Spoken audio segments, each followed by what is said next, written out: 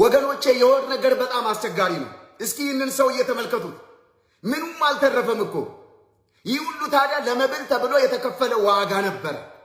እውነት ለመናገር እግዚአብሔር ሆዳችንን በወገባችን በኩል ፈጥሮት ቢሆን ኖሮ የገዛ ሆዳችን በጀርባችን ገልብጦ በጣለን ነበር። ነገር ግን ደግነቱ በቅርብ ርቀት እንቆጣጠረው ዘንድ ፈጣሪ ሆዳችንን ከፊት ለፊት አድርጎ ፈጠረልን። ዛሬም ቢሆን ዶሮ ብታልም ጥሬዋን እንደተባለው ከሆድ የዘለለ ራእይና አስተሳሰብ የሌላቸው ከክርስቶስ ይልቅ የገዛ ሆዳቸውን የሚያመልኩ ወገኖች ብዙ ናቸው። ፊልጵስዩስ 3:19 ላይ ያለውን ተመልከቱ። በሰቆቃው ኤርምያስ ምዕራፍ 1 ቁጥር 19 ላይ ያለውን ቅዱስ ቃልም ስንመለከት ካህናቶቼና ሽማግሌዎቼ ሰውነታቸውን ያበረቱ ዘንድ መብል ሲፈልጉ በከተማ ውስጥ ሞቱ ይለናል። የሆድ ነገር በጣም ከባድ ነው ስላችሁ ብዙዎቻችንም ዛሬ እንደ ኤሳው ብኩርናችንን ሽጠን ከበረከት ተለይተን ወደ ሞት ጉድጓድ ተፍገምግመን እየወደቅን ያለነው እኮ ሆዳችንን ለመሙላት ስንል በምናደርገው ሩጫ ነው። ታዲያ ስለ ሆድ ይህንን ያህል ከበረከት የሚለይ ለሞት የሚያበቃ መስዋዕትነትን ስንከፍል ለነፍሳችን ግን ጥቂት እንኳን አለማሰባችን በጣም ያሳዝናል።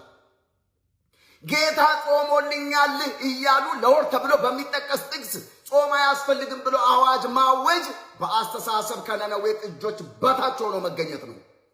ወዳጄ እግዚአብሔር የሚገለገለው በጾምና በጸሎት እንጂ ለፈቃደ ሥጋ ተብሎ የእግዚአብሔርን ቅዱስ ቃል እያጣመሙ በሚጠቅሱት የሆዳሞች ጥቅስ አይደለም። ሉቃስ ምዕራፍ 2 ቁጥር 37 ላይ የተጻፈውን የእግዚአብሔርን ቅዱስ ቃል ገልጠህ አንብበው።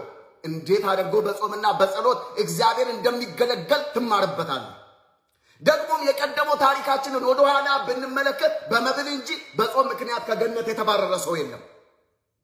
ስለዚህ ክርስቲያኖች ለሆናችሁ ሰዎች አሁን ያለንበት ወቅቱ የጾም ወቅት ስለሆነ ከራስ ፀጉራችን ጀምሮ እስከ እግር ጥፍራችን ድረስ ያለውን ሁለንተናዊ ማንነታችንን ለእግዚአብሔር በማስገዛት በርትተን እንጹም፣ ተግተን እንጸልይ መልእክቴ ነው።